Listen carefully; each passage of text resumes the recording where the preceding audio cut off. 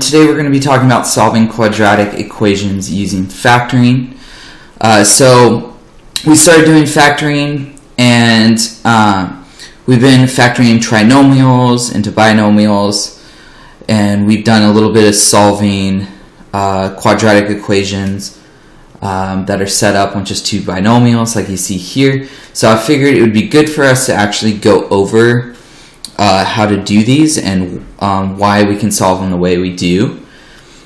So these type of problems that you've been seeing are what we call quadratic equations, and either next week or the week after that we're going to be looking into actually graphing quadratic equations, so you're going to see more what these equations look like. So you can also think of these as quadratic functions as well, so when we get to graphing you'll get to see those. But today we're just going to talk about how to solve these. So you've seen this before, you've got some familiarity with it, but I just want to go over it a little bit more so you guys can understand it a little bit better. So we're going to solve these using the zero product property. And the zero product property is if the product of any number of expressions is zero, at least one of them must be zero.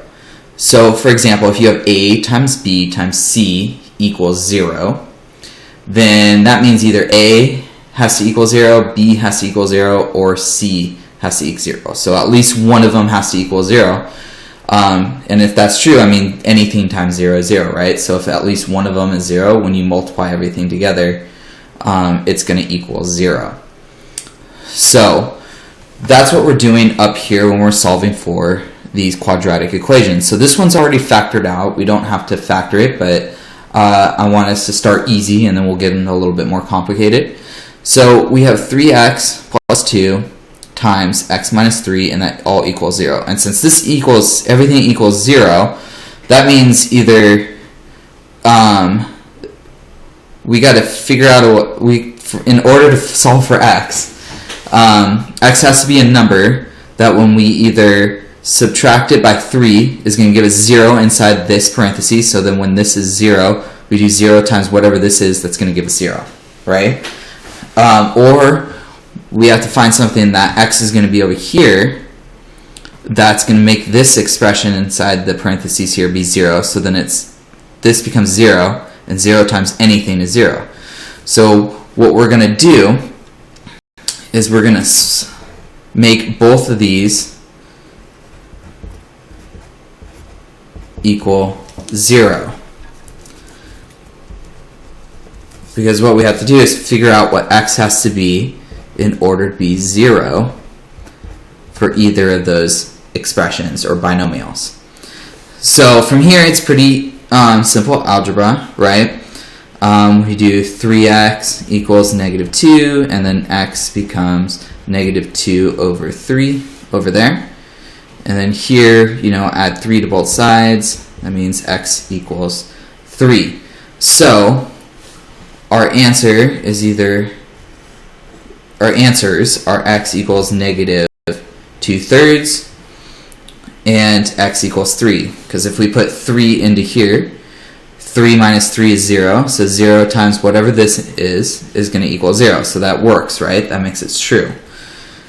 Here, if we do negative 2/3, right? 3 times negative 2/3 gives you negative 2, and then negative 2 plus 2 is 0, so this becomes 0, and 0 times whatever this is going to give us 0, right? So that is what the zero product property is, and what we use that to be able to solve our quadratic equation so we know what x can be.